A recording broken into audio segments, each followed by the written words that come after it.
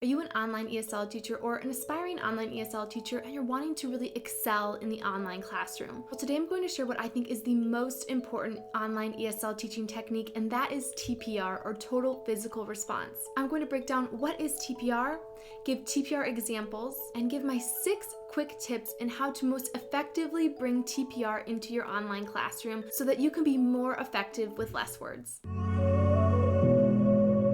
Hey, I'm so glad you're here. I'm Danie of HeyDanieJ.com, and I've been an ESL teacher for 4 years. I've also built an e-commerce store aligned in the online teaching community. This channel is dedicated to online teachers who are wanting to always improve and also eventually venture into entrepreneurship. So if that's something you're interested in, then definitely hit subscribe. No matter what company you are teaching ESL online with, maybe it's VIP Kid, GoGo Kid, Magic Ears, iTutor Group, you're going to have to use TPR in every single classroom you're in. If you are teaching ESL, TPR will be what saves you and allows you to communicate effectively with your students and also really effectively teach new words. Also, quick plug, GoGo Kid is still offering their $300 new teacher incentive for the month of November. So if that interests you, then definitely check out this video. Okay. TPR stands for Total Physical Response.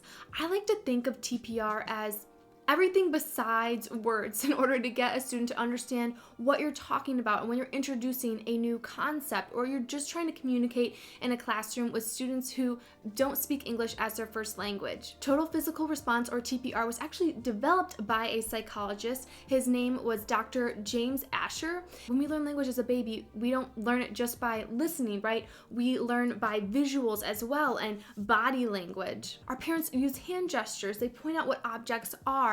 It's multi-sensory. TPR really makes that link between verbal and nonverbal cues when learning a new language. Now that you have a quick understanding of what TPR is, let's dive into some TPR examples. What does TPR look like in the online ESL classroom? And I guarantee you, if you're already teaching, you probably do a lot of these things just innately. Let's use TPR for a common greeting. Hello, my name is Danie. What is your name? Okay, so I use a lot of TPR right there to explain to the student what I'm saying and then also when I want the student to speak. For example, I'm saying, my name is, and I have my name here, Danie. And TPR is a lot of hand gestures, right? But it is also using props as well. And I highly encourage you to be using props in your class, anything to really get those nonverbal cues in. And then when I want the student to respond, I put my hand to my ear. That's I'm waiting, I'm trying to listen to you. So you can think of, imagine knowing zero English. If you were on the other side of the screen, what would be helpful for you in understanding what the teacher is saying? And it's gonna look different teacher to teacher. My TPR is not going to be the same as other VIP Kid or GoGo Kid teachers' TPR, but it's important to keep it consistent, right? So what I decide that I'm going to do, I wanna do for all my classes so that my children are learning the things that I'm using, the cues that I'm using in TPR, so that they can pick that up. They can start doing those things and it will better help them to be learning those words, right? So it's this cycle. We start with the basics. They understand the hand gestures and TPR that I'm doing. Eventually then, we're also getting them to associate that with the word, and then they can do that on their own as well. Another great example of TPR is when I want the student to speak in sentences. Let's say the student responds, the student says that his name is Tom. So I'm listening, Tom, good. We want the student to speak in a sentence. I will count it out with my fingers. And this is the most helpful, I think, TPR example, because I do this for all my kids, no matter what age. If it's something that we're working on, it's so helpful so that they understand how many words they're going to be saying. So I'll say, good, my name is Tom. And then again, I have the TPR to respond, because we're wanting a lot of student output when we're teaching ESL. And so it's important that we try and keep the class 50-50. All of these ESL companies, GoGo Kid, VIP Kid, they really push, they want that 50-50 student to teacher output. And that is super impossible if you're not using TPR. So that's what's really important about practicing these things, is you don't always want to say, Tom, can you repeat? We can just go like this, and then we'll get the response from the student. Another example is, let's say I am working on the sentence, look at the panda. Okay, so in this case, I have a prop and I'm using it to teach look. So I'm showing that word look at the panda. I'm pointing at my panda prop. And I could have then TPR to have the student repeat, good, look at the panda. And then we can sound it out together. Okay, so TPR is so useful in teaching concepts, in teaching sentences, and just getting the student's attention and to be engaged. I have 2 eyes.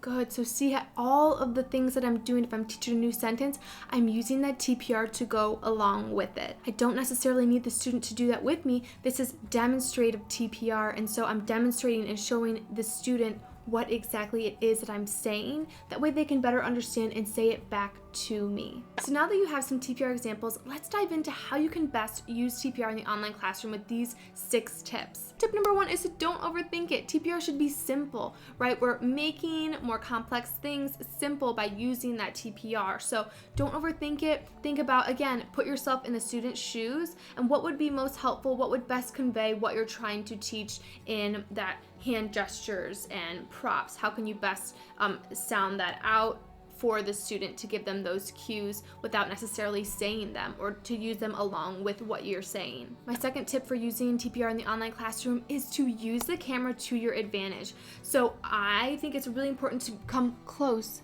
to come far away. We're trying to make the class as engaging as possible as well. So by using our TPR with our hand gestures, our face gestures, our props, you're able to create a really awesome and engaging class that keeps the students' attention, and it's also clearly telling them what you're wanting from them and explaining your ideas in the most efficient way possible. Not enough teachers use the camera to their advantage by bringing things close and far, because of course we're not in a real classroom, and that can be really hard. So we have to find ways to make it more engaging and bring things close and pull things farther away. I promise you, it really does make the class more fun. My second tip for TPR in the online classroom is to be slow, be sloth-like, speak slowly, use TPR slowly so that the student really understands what you are trying to get them to do. Tip number 4 is to be energetic, right? So be an energetic sloth, okay? Be engaging, and the more energetic you are about teaching these new words and concepts, the more into it your students are going to be. That's going to feed off to them as well. Even if you are a more subdued teaching type, bring that energy to your classroom. Whatever energy that is unique to you will always be helpful in your output and in your TPR. My tip number 5 for using TPR in the classroom is to use lots of props. And I'm a minimalist. I believe that you don't need that many props to have a successful classroom, but I think that you should always have a puppet, especially if you're teaching kids that are younger, like 4, 5, 6, 7, 8. Puppets explain things really well and are great for TPR because you can act something out to your puppet, or you can have the puppet act out the TPR. A common mistake that a lot of ESL students have is you will ask them a question and they'll repeat the question back to you. If you have a puppet, you can explain using the puppet, asking the puppet the question, the puppet responds to the question. Now we turn to the student, right? We ask the student the question, the student knows to respond like the puppet did. Puppets are an awesome way to incorporate TPR into your classroom, again, making it more engaging and really explain those concepts. So use props to your advantage. Highly recommend puppets. This puppet I got in Vietnam, so I don't have a link to it, but I do have a link to some puppets that you can easily get on Amazon that are pretty cheap, and they come in a little pack. My tip 6 for using TPR in the classroom is to have the students sometimes do it along with you, right? We're using demonstrative TPR where we're demonstrating what we want the student to do, but sometimes it's helpful to also have the student repeat those things back to us to teach them those movements when we're learning a new word. Maybe that word is phone or call, right? Maybe we want the student to act out call on the phone. Okay, can you call on the phone? Yes, good. And those things help the student to remember them as well, right? So sometimes it is really helpful when we're teaching new words to have the student learn that TPR with us as well. My 7th tip, I said 6, but I actually have 7. My 7th tip for using TPR in the online classroom is to underline in the classroom as you're teaching something new. So even with my younger students, if we're working on sentences and I'm using a lot of TPR, I'm also underlining at the same time, or right before I do the TPR, underline what we're working on, and then I'll go about doing the TPR. Okay, so what do you see? And I'm underlining the what do you see. So that way even the student can look and start making the connection that what do you see looks like this. So if my student can't actually read what do you see and that's what we're working on, I'm still always underlining it so that they start forming that recognition, right, for those words. Because my goal is that they can understand what I'm saying, and if they can't understand what I'm saying, they can understand the TPR. They're working on repeating it, and then eventually they know that sentence, right? They know what that sentence means, and then they can read that sentence, and then they can write that sentence. So it all kind of snowballs together. So we're first working on the basics, and we're building from there, and by underlining and then being able to make that recognition for that sentence is really, really helpful. So I even do that with my little students. If we're working on a sentence, I make sure to underline that so they know what we're talking about, even if they can't read it for themselves quite yet.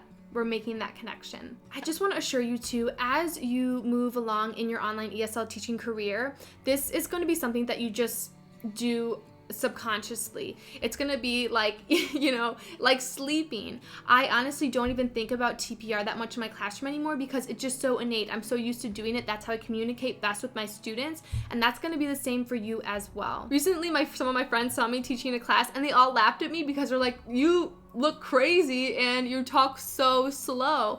And honestly doesn't even feel crazy to me anymore, and I don't even think that I'm talking that slow because I'm so used to communicating with my students in that way. So know that that's going to be the case for you too, and your friends or your spouse or whatever, they're going to think you're crazy too, but it is the most effective way to communicate with our students. So at this point in the video, you understand what TPR is, you have some TPR examples, and you also have some quick tips of implementing TPR into your own online ESL classroom. If you are interested in teaching ESL online with GoGoKid, I'm more than happy to help you through the application. Definitely check out these videos. The application process has recently changed. Also, really exciting news, if you are an online ESL teacher and you're wanting to build something of your own that's scalable, right? Online ESL in itself isn't scalable, and I always think either we should be working for multiple companies to have that job security, but also be building something of our own on the side, right? And so if that has ever interested you, if you've ever wanted to start and build your own brand on YouTube, I am having a free masterclass and I would love to see you there. I have a link that's pinned in the comments below if you would like to sign up and get more information on that. I always think it's so important as online teachers, we have all these skills, we should be building something of our own on the side to build up that passive income, to build up that job security. So I would love to see you there. Definitely check that out for more info. My next video is going to be a comparison of GoGoKid, VIP Kid, and OutSchool.